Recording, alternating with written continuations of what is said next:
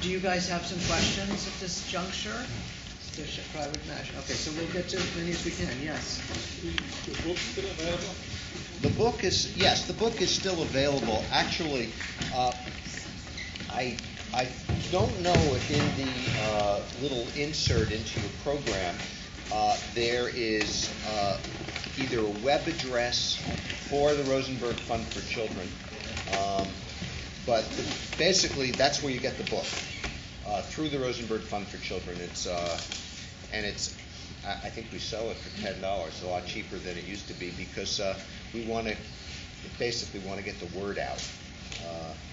So if people are interested, and it's 10 years old now, though it really, it's remarkable how little has changed in some ways. Okay. Yes. Yes. Could you say a few words about the anti-Semitic characteristics of the Rosenberg trial with Judge Hoffman and your mother and your father, and also the fact that the gentleman, the so-called spy in Great Britain, just received a prison term, which he finally was exonerated on, or? Yeah. Oh, okay. Though it's, I'll take it one at a time, and I'm getting to the point where I like one question at a time, because then I forget the second one. But in any event, anti-Semitism in the case. This play is, there's a reality underlying it, and then there's an artistic vision that's part of it. So that, some of it is fantasy and some of it is reality. But the fact that Roy Cohn and Judge Kaufman are both Jewish, and that all the defendants are Jewish, all the prosecuting attorneys but one Jewish, and it's taking place in New York City, Lower East Side, Foley Square Courthouse. It's a largely Jewish event, okay? And how could there be anti-Semitism when you have a Jewish judge and Jewish prosecutors? Well, of course, the answer is that Judge Kaufman felt that in order to demonstrate his loyalty to America and to sort of pull the rug out from under the concept of dual or mixed loyalties, he had to show that he was not going to go easy on his co-religionists. I think that the reality is that the Kaufman's death sentence was because of anti-Semitism. I don't think there are arguments about whether it was primarily anti-communism, anti-Semitism. I've never felt arguments between or among people about which one was more important made a lot of sense, because it was clearly the combination of the two working together and reinforcing each other that was the potent mixture. And Judge Kaufman, by giving a death sentence, demonstrated his patriotism. And so I think that anti-Semitism came out in the sentencing.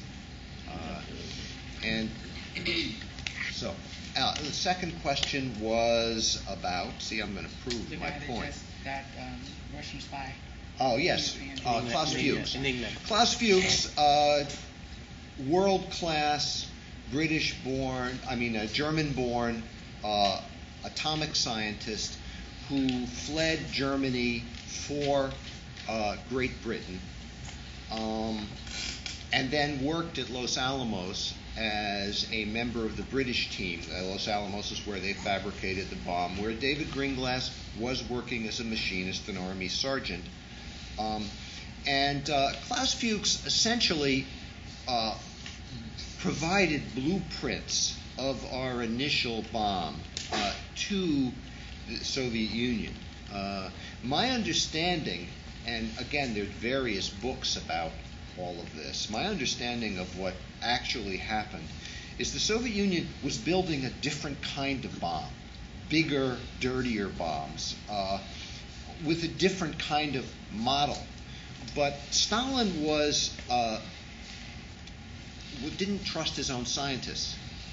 And so when they got the model of the American bomb from Klaus Fuchs, they quickly fabricated it, built it, and tested it in 1949, when they really didn't have their own bombs.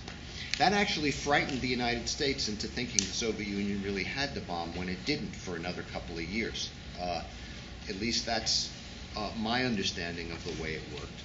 But Klaus Fuchs really did give away extremely valuable information, but under British law, for violating the Official Secrets Act, he was given a maximum sentence under that law, 14 years. And then he was exchanged with East Germany for a British spy who was imprisoned in East Germany after, I think it was 8 years. And then he went back to East Germany, where he became a high official in their scientific development program, and died before the fall of the Berlin Wall. So that's the story of Klaus Fuchs. Yes. Without getting too personal, I'm wondering how you and your brother fared growing up as Miracle. Okay, without getting too personal, first of all, I wouldn't be up here if I had, a problem with it being too personal. And seeing, I haven't seen the performance before, so it's quite effective, even though it's very different from the reality, and I must say it's kind of a strange experience for me. In the same way that it was a strange experience when I saw the film Daniel, E.L. Doctorow's interpretation of my parents' case, because it's real and it's not real. And as someone who lived through it, I can't help but stop and say, wait a second, I wasn't born in August, I was born in May. That kind of thing that you can't help yourself doing. And yet there's an underlying essence of the craziness of America that is captured, at least I felt was captured in this performance, and that kind of comes through, but at the same time, it's not real. At least it's not the same as my experience. My brother and I, we were fortunate in that we were never separated, which was very important. So we always had each other, and I was particularly fortunate because I had my brother. I was so much younger. In some ways I was luckier because I didn't understand anywhere near as much as he did about what was going on.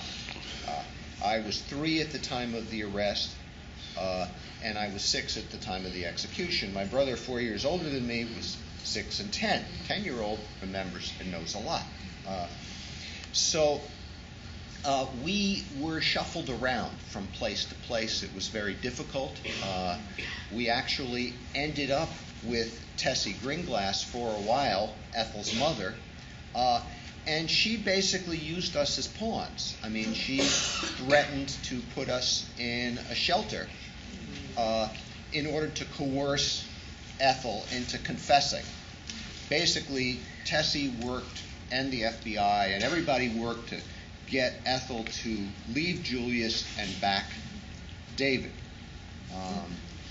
And so that, and when my mother refused to do that, Tessie then put us in a shelter. My brother and I were in a shelter, and there were uncles and aunts, but it was the 50s. Everybody was terrified. Nobody wanted nothing to do with us. So we stayed in the shelter up on the Grand Concourse in the Bronx for, I think it was 6 months, until my father's mother, Sophie Rosenberg, who had been hospitalized, got out of the hospital, was able to take us in. We lived with her for a while. But that's when my brother started having some problems in school. He wasn't beat up, but he had problems, and it was decided to get us out of the city. So we were shipped off to friends in New Jersey, Toms River, New Jersey. We lived there for a while. We didn't meet Abel and Ann Mirapol, our adoptive parents, until 6 months after the execution. one of the last thing that Manny Block did before he died of a massive heart attack in either January or February 1954 was connect us with Abel and Ann Miracle. We were adopted by them. Our name was legally changed. We dropped from public sight in 1954. And for 19 years, nobody knew except certain key friends who we were, where we were. And that was in 73 is when we came out as the Rosenberg Sons and began what we called the effort to reopen the case.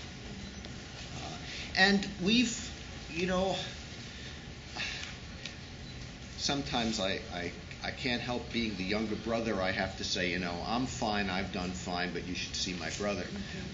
But the reality is both of us have lived pretty normal lives within the framework of our experience. My brother started teaching economics at a small college in New England in 1970 and stayed there for, something like 40 plus years until just recently. He's been teaching as a visiting professor at John Jay. After retiring, he started teaching at John Jay. As he says to me every year, I'm not so good at retiring. I ultimately went to law school. I started out as almost an anthropologist. I have a bunch of degrees, mostly at the University of Michigan.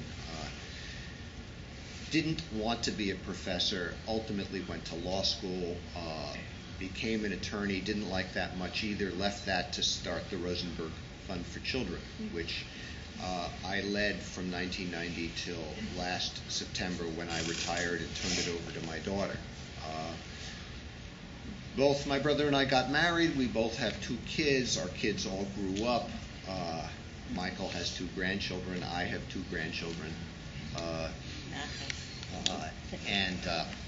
So that's a short, pricey. Hi.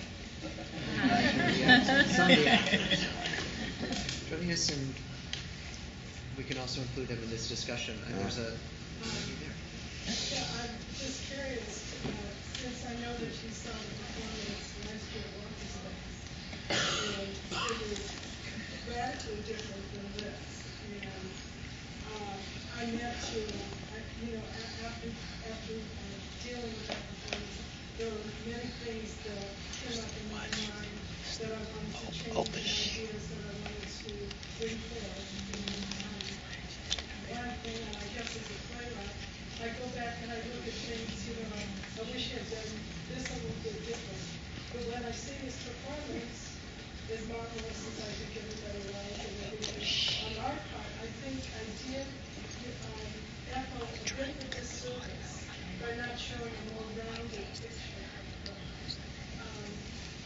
I think that I painted her probably not too much as she was. I think she was just a very intelligent woman, and she had, and I think at some point she was excited about the idea of communism and so forth. I remember reading things about it that I neglected to put in the play. But I think in some ways that I did her a disservice by not showing. I really feel like she did know more of what was going on than comes out in the play. Well, there's the playwright, Joan Beaver.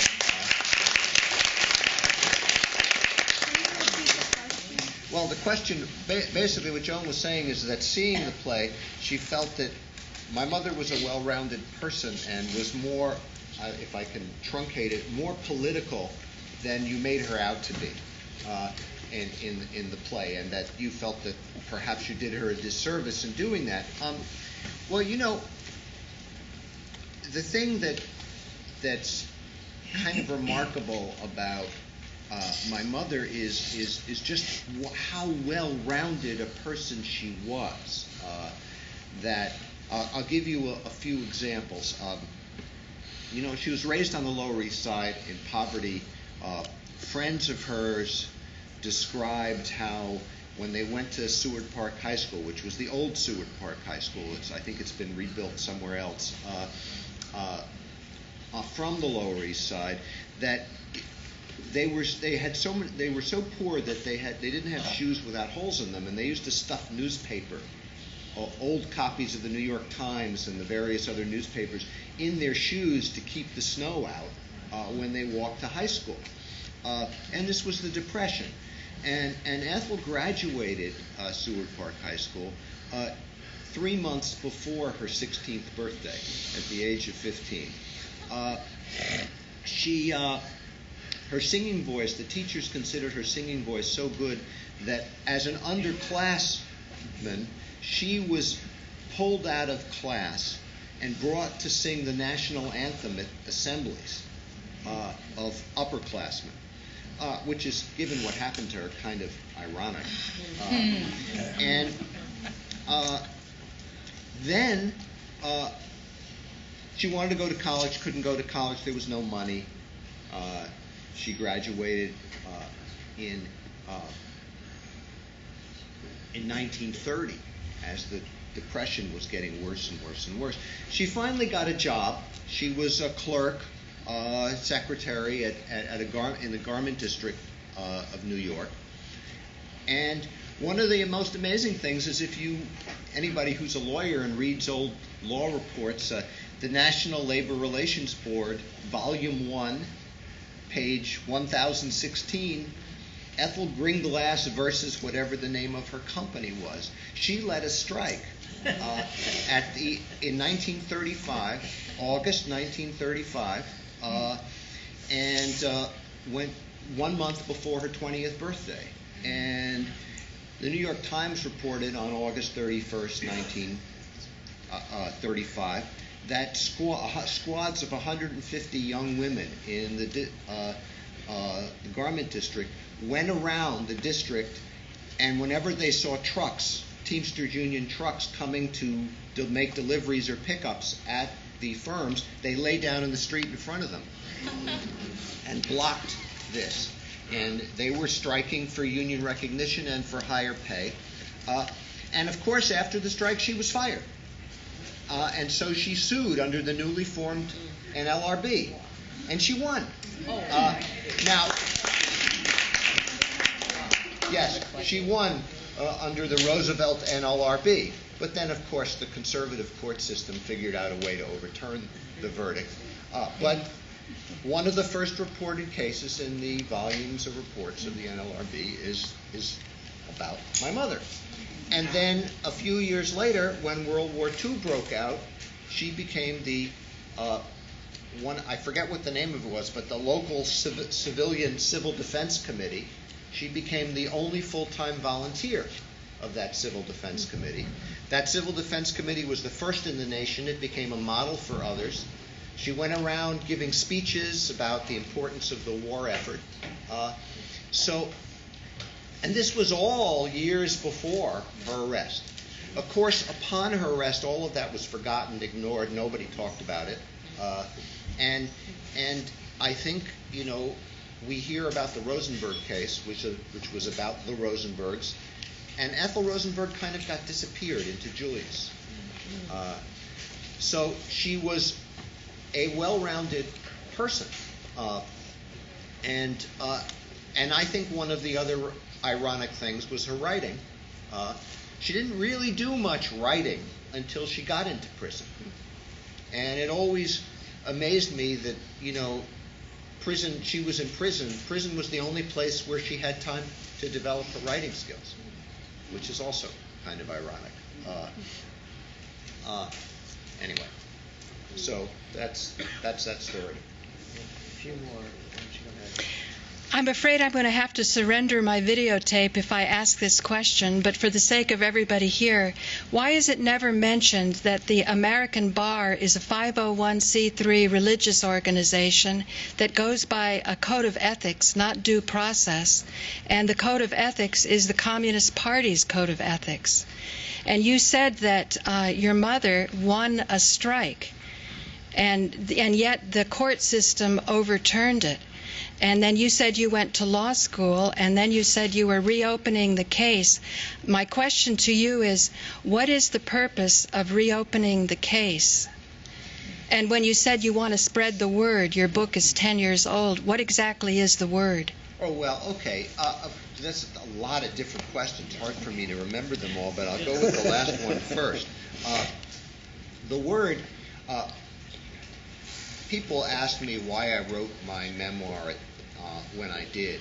And I wrote it, to be crass about it, I wrote it because it was going to be the 50th anniversary of my parents' execution, and I knew that I could get a publisher to publish it upon the 50th anniversary of my parents' execution, because we get a lot of free publicity, because it was the 50th anniversary.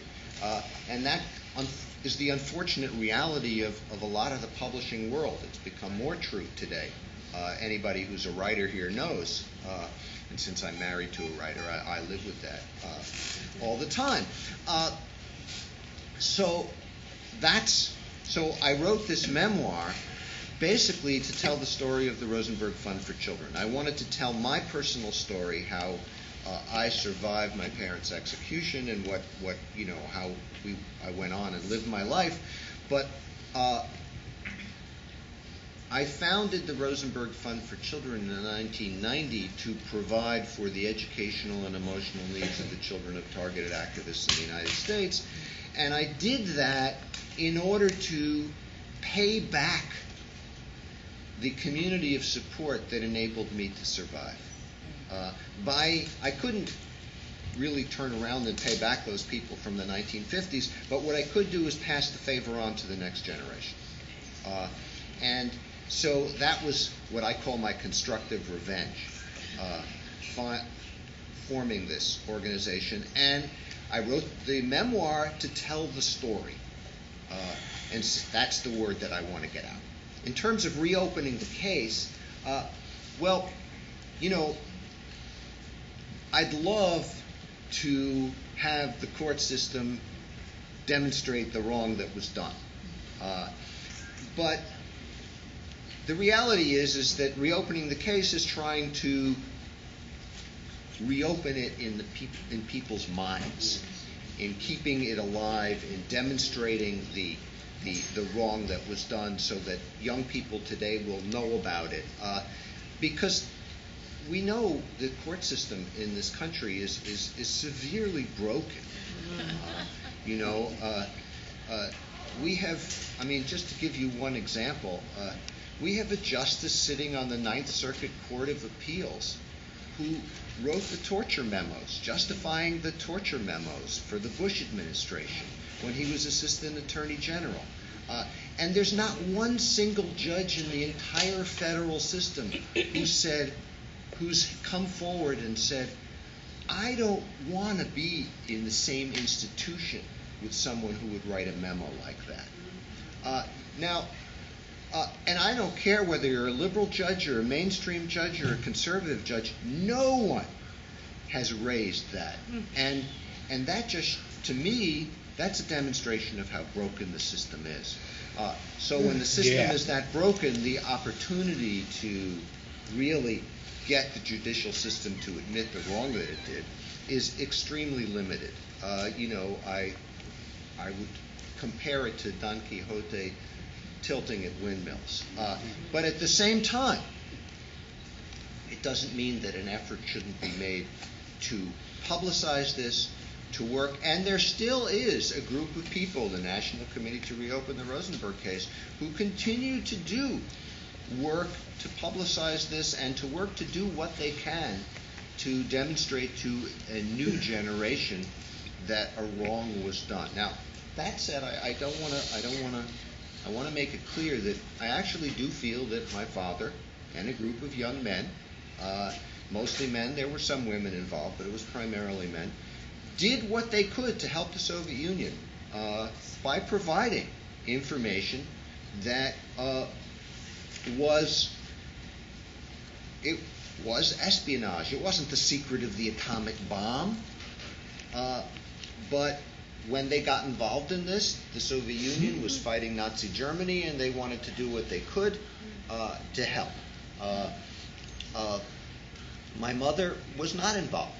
At least that's my reading of the record. I think that there's ample evidence to support that. But that doesn't mean that she didn't know what was going on. My parents had a very close relationship. They don't think this is the kind of thing that they kept secrets from each other about. Okay. There were a couple more, yeah, and someone else before. I'm just going to really quickly, because the gentleman behind you. Sure. I'd like you to talk a little bit about the defense attorneys, the role of the defense in your parents' problem and case. Mm-hmm. At that time, you had Emmanuel Bloch as the attorney. Did any of that, of course you were too young to know, but the difficulties of having a defense attorney altogether and then having him and then speaking about him as a person? Well, I don't have strong specific memories about Manny. What I have is a sense of feeling. Manny was this kind of, to me as a little kid, this big bear of a man. And when I was with him, I always felt safer. He was like a rock. And I think my brother and I both felt that way. In terms of, he was not an experienced defense attorney. He was really overmatched. But I don't think he was quite, the sort of doddering person that the play is. But he was that way, but the play brings him more that way. And of course, given that it's a matter of life and death, and he made mistakes. That said, I've always disagreed with anyone who wanted to imply that the reason my parents were found guilty was because of his mistakes. The best attorneys in the country who were defending people who were communists or accused of communism were losing case after case after case after case. It was the climate of the times that led to the conviction. Now, that said, if Manny Bloch had been better at what he did, we would have created a better record for dealing with the case later on. But so it's a mixed bag. So, what particularly do you think your parents or your father, whatever, give to Russians the most important, and what is really important, or just the fact that they give something? And second question is if your mother testifies something, for example, but not refuse to testify, could she get different sentence? The second question with my mother, see, the problem is that my parents were asked to confess to something they didn't do. It wouldn't have been enough if my mother had said, or if my father had said, yeah, I worked with Morton Sobel and a couple of other people to provide the Soviet Union with technical military industrial information about radar, about radios, about aircraft, various things. I'm not an expert in this kind of thing. I can't tell you how valuable it was, but it was not atomic bomb. It was not penny ante stuff. It was significant stuff. Not atomic bomb. But not the atomic. Well, Julius Rosenberg. I mean, There's no the secret. thing that the United States relied on to begin with was a decryption program. So the Soviet Union had there was a transatlantic cable, and the Soviet Union had encrypted messages which they sent from their New York consulate to Moscow using the cable.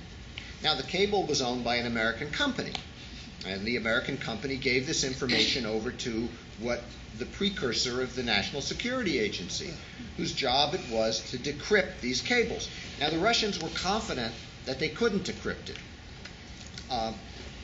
and I'm not going to go through the detail of it, but the NSA managed to decrypt little bits and snippets. And these bits and snippets included some interesting information. They included the fact that Julius, if you believe all of this, and I believe at least some of it, Julius Rosenberg was given a code name, David Greenglass was given a code name, Ruth Greenglass was given a code name, Ethel Rosenberg was not given a code name. Ethel Rosenberg, according to the United States chief decryptor, Meredith Gardner, didn't work. And he has a memo in which he writes, work didn't mean that she was a secretary, it meant that she didn't do secret work. So the United States government pretty much knew from the beginning that Ethel Rosenberg was not actively engaged in any sort of spying. So that's, the record I think is quite clear. With my father, it's, you know, he was not a super scientist. He had a bachelor's degree in electrical engineering. The reason the FBI was so interested in my father was that he was the recruiter.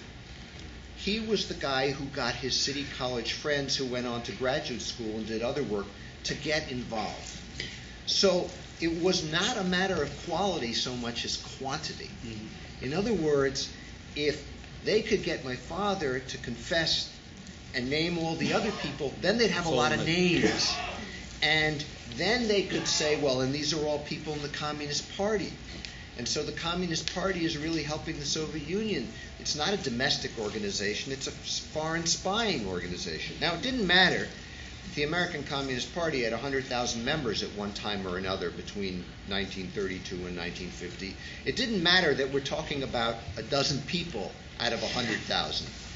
The government was going to use this to demonstrate. And my father refused to do that. And these were, it's hard for people to imagine, because so much time has gone on, how young these people were. Early 20s, late teens in some cases, and then, of course, they were 30 when the trial took place. But they were like my friends in SDS in the 1960s. We did some nutty things, or we at least talked about doing some nutty things. It's videotaped, and it was. Don't confess. And you know, one of the things you find out about young people when they're coming of age, and we have the world on fire, the Depression, communism, fascism, capitalism, World War II, people taking sides, Hitler moving through Europe. These were young people who wanted to make their mark on the world, and they were going, you know, they graduated the tops of their high school classes. They were first in their families to go to college. They were going to make their mark. They were going to do something to help the world. And they looked out their window on the Lower East Side of Manhattan, the Depression, and what did they see? They saw landlords coming to people's tenement houses. They couldn't pay the rent. The landlords would hire goon squads who would go running up to the houses, throw all the furniture in the street, put the family in the street, and then they leave at the end of the day. And then at night, the Communist Party would organize squads of people to move the furniture back into the house and move the family back in. And Ethel and Julius looked out their window and they saw that. They saw that the party was the hero of the people. And then they'd go to a demonstration in Union Square, and the cops would come through on their horses and beat them up. And the next day in the paper, they'd read that, you know, the communists rioted and the police restored order. So they knew that the capitalist press lied, and they knew that the Communist Party was the hero of the working people. And so when they read stuff about what Stalin was doing in the Soviet Union, they said it was all a bunch of lies. They didn't believe it. Well, that turned out to be not true. But that's where it all came from. And in the same way for my generation, we saw what our government was doing in Vietnam. We saw the terrible things that were happening. And we demonstrated, we did everything we could, and it was, you know, it didn't seem to work, and some people went off the deep end.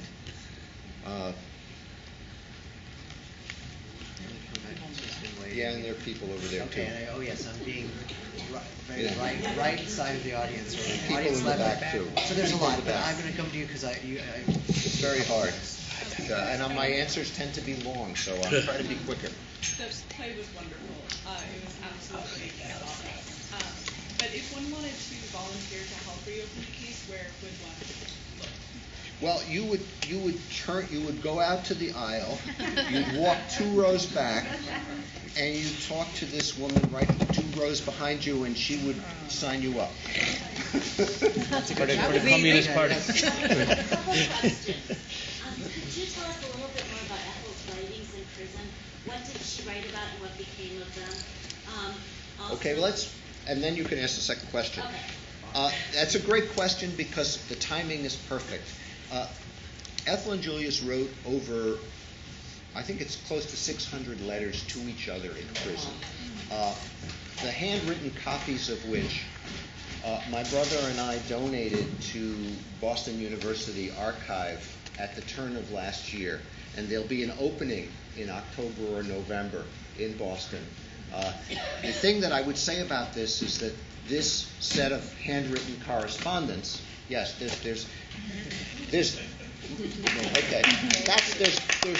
letters in there, and my brother also published the complete prison correspondence of Ethel and Julius Rosenberg.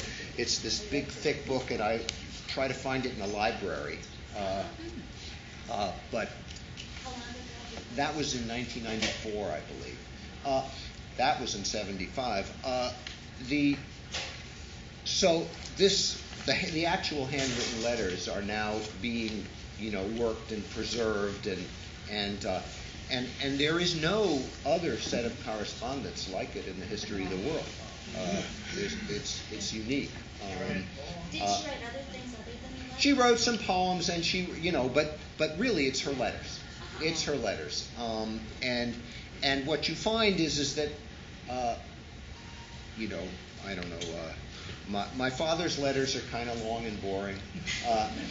They're, and Ethel's are. She didn't write as often. She wrote more irregularly, but they're much more powerful.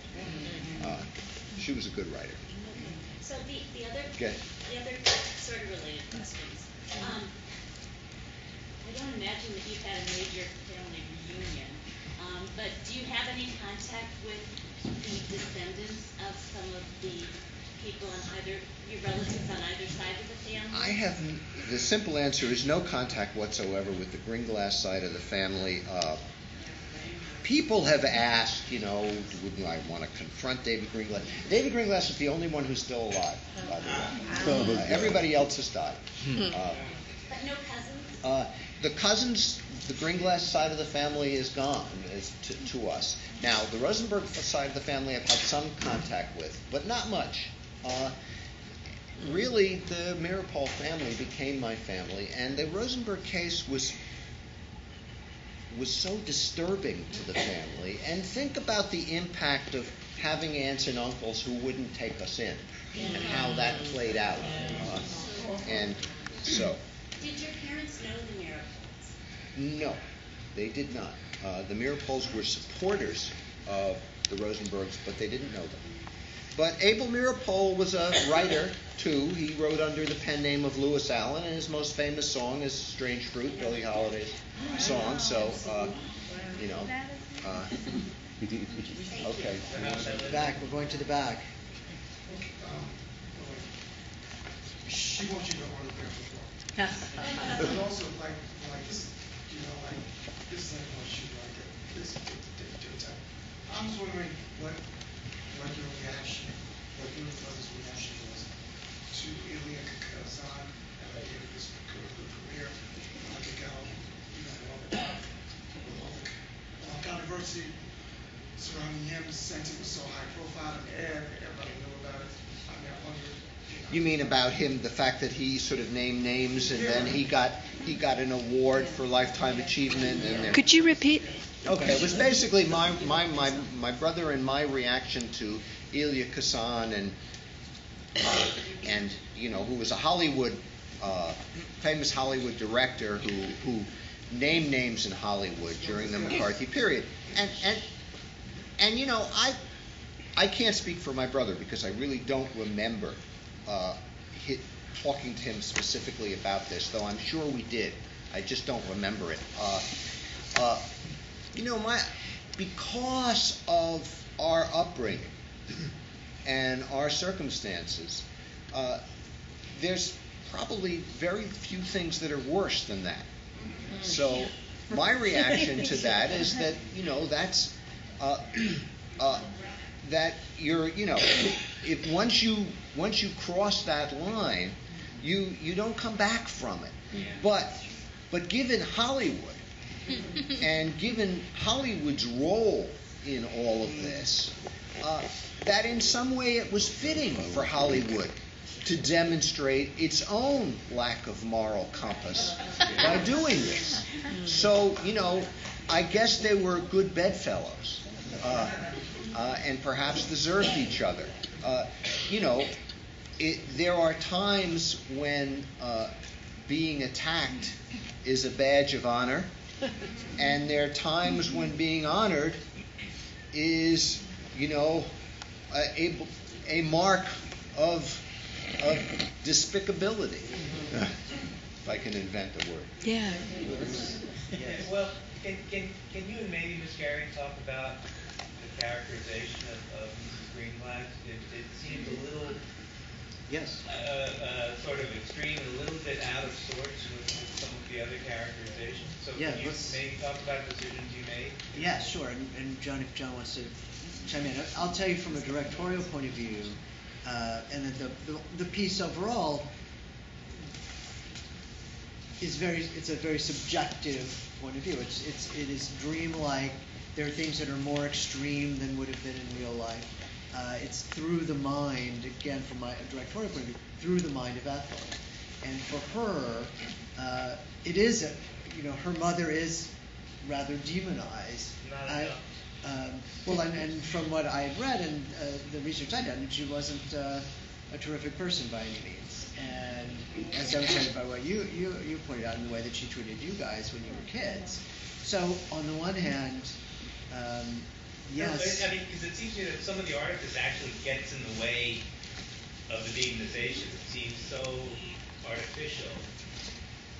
Yeah, but I mean, in the context of the play, I guess artificiality is not really. Right, and I think again, from Ethel's point of view, I view it as this. Her accent was even more extreme because it's so embarrassing to have this sort of old world Yiddish mama following me around, and I'm trying to be a new woman in a new society. So that was sort of my take on it, and you know, and the fact that we did sort of non-traditional casting then takes it again to another level, another layer, which I appreciated quite a bit actually. So I don't know if you had any. I'm not sure if I understand your question. To me, say it again. It's just in terms of you particularly found it in terms of tonal. He's saying tonally. Tonally, it just sounded like she felt that she was not as abstract as everything is, and as sort of accidental as everything is. That seemed to be almost like more traditionally stereotyped than other characterizations or other things in the play. But I didn't know if that was if you saw that in the play itself, or was that certain decisions the two of you made? Well, it's in the play itself as written, and then we also found in rehearsal what we found in that. But again. I mean, I would just say from an acting standpoint, for me, because it was non-traditionally cast, I was honored to be able to cross over and take some dialect lessons and that kind of thing to place the Yiddish. And from what I, researched of the mom, I feel like even though she was very mean-spirited, that Will did direct her. Even though she was mean, he did give her moments he did humanize her at moments, I felt. And so as an actor, I just tried to play those beats. But I was honored to have the challenge of even learning the Kaddish, even though we didn't do it in the Yiskadav, Yiskadash, Shemerabo. Will didn't want to do it that way, but and we couldn't even, we had to take some of the words out just to fit for the timing of it. But I was honored to be able to have that challenge. So. Yeah, it's not that often that African American actors play these roles. It's sort of wonderful. Of course it's always.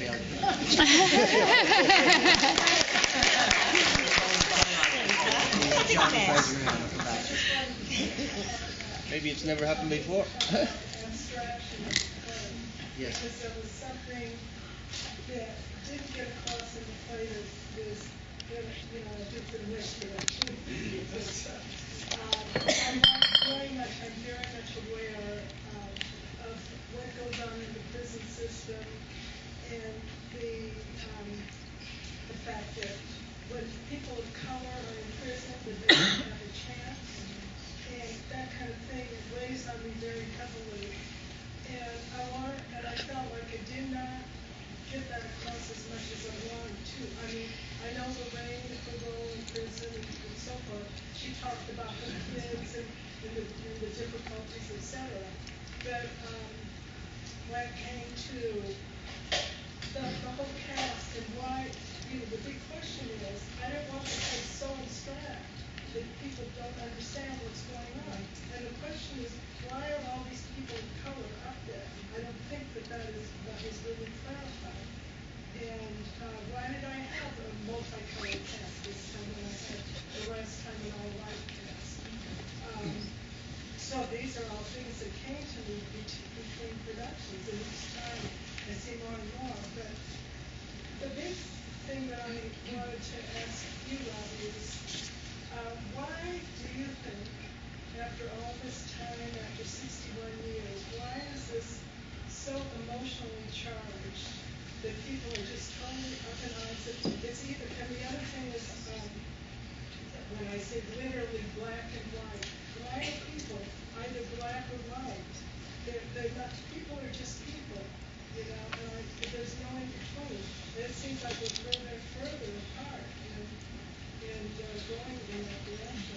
Could you summarize the question? Yeah. Well, I'm not sure I can really address the second question, because that is, I think everybody, it's a larger issue with the whole country, and we all have our own answers. But I think that the first question is why is 61 years have gone by, and why is this such a raw wound? Why are people in New York still up in arms about this case? Why are we still here? Why does it get the attention that it does? Well, I actually think there are lots of reasons. And every time I answer this question, I hit what comes to me at the time, and then later on say, oh, I should have said this. Today, what I think about is that we have a young couple with young children who are executed, and they were not famous people. They were in many ways, despite my mother's what I think extraordinary nature and talents, they were people on the Lower East Side of New York who could have been anybody. And they represented a vast left-wing movement in the New York area. And a lot of people in New York in particular, but the rest of the country too, felt it could have been us. And that was very powerful. And a lot of those people who came from my parents' generation had small children. And their children thought, I could be Michael and Robbie. And their children are still with us today. In fact, some of them are probably in the audience now. And so this lives on as a community trauma and has taken on a life of its own. That's one answer. The other answer is that, it's not just, you can also take it as why are there so many artistic creations coming out of my parents' case? And that's because you have this ordinary couple from the Lower East Side of New York, and then you put them up against master atomic spies. The cultural image presented of Julius and Ethel Rosenberg, who stole the greatest secrets known to mankind. who altered the course of history, I'm quoting the judge, against their country, who caused the deaths of 50,000 Americans, and who knows how many millions more may pay the price of your treason. That's quoting the judge. Between ordinary housewife, between, struggling college-educated engineer and master atomic spy, there is a chasm. There is such a big chasm. How do you reconcile those two images? Well, into that chasm have jumped writers and poets and artists. And so there are operas about my parents' case, there's artwork about the case, there's poems, there's plays, there's E.L. Doctorow's movie. So that's also, it becomes part of the culture. And finally, Chelsea Manning was charged under the Espionage Act of 1917. If Julian Assange is allowed to go to Sweden, he'll be extradited to the United States, and he'll be charged under that act. Then we have Edward Snowden. It's the same act. It's the same. Now, there's a difference. There's a key difference between what my parents, or I should say my father, was involved in, which was providing material from one country to another, versus what all of these people are doing today, which is they're not stealing stuff and giving it to another country. They're giving it to us. Right, we're the enemy. They're giving America the opportunity to understand what its own government's doing. And yet they, because of where our government has gone, could possibly face what my parents faced. And I think a lot of people know that. So it's almost like we've come full circle. Mm-hmm. History doesn't repeat itself, but it kind of echoes. What did she say about women of color or something? But the government would say by giving the information to the public, they're giving it to foreign governments as well. That's what they would say. Yeah, of course the government would say that. Yeah. But it's true, though. I mean, they give it to everybody. Yeah, well, that's right. It's true. When you make it public, everybody knows it. Including their enemies. But my feeling is that I'd rather that the idea that we needed these secrets, all these secrets, frankly, I think it's absurd. And that's, well, I'm not going to go further than that. I wanted to say, I was just, if I could piggyback, and I don't know if it responds to Joan's question at all, but playing Lorraine, I really, had to ask myself that question too. With Lorraine's role in terms of trying to teach and show Ethel, the cast, myself, the audience, that we're in a country that's, covertly still hides a lot of our racism, and we hide it in our laws, we hide it, in our politics, we hide it in our education. It's hidden in so many ways that, for me, this play and this character in this story helped me see that, and it helped me understand that,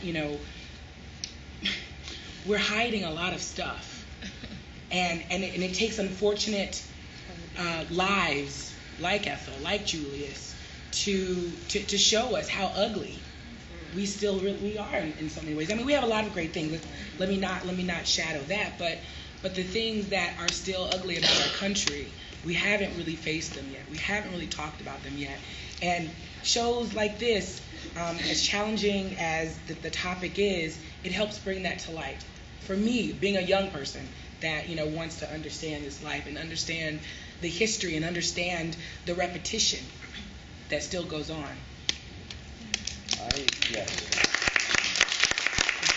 I noticed the passage of time, and I do have to apologize because I do have a Metro North train to catch. So I would like to. One final question. Yes. mentioned Sid Lumet's film, Daniel.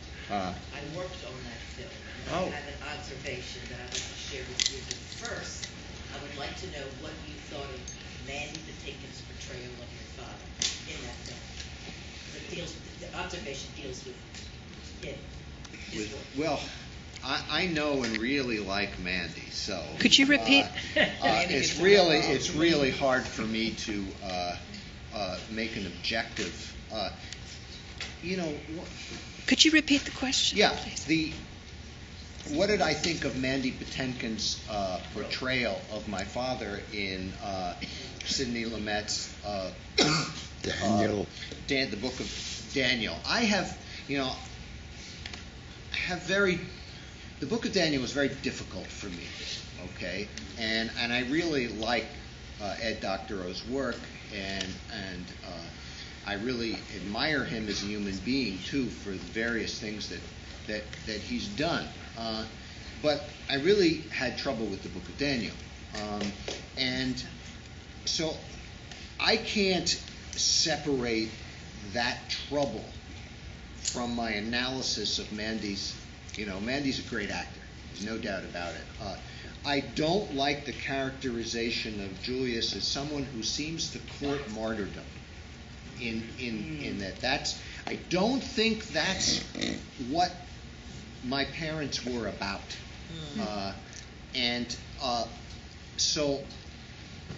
But that's what Mandy's character did in the book. So, what can you do? And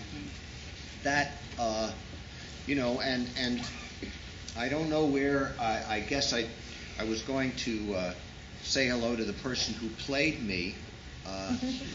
He also had to go. But no. Oh yeah. Hi. But I was also in the Book of Daniel movie. I'm played by Amanda Plummer. A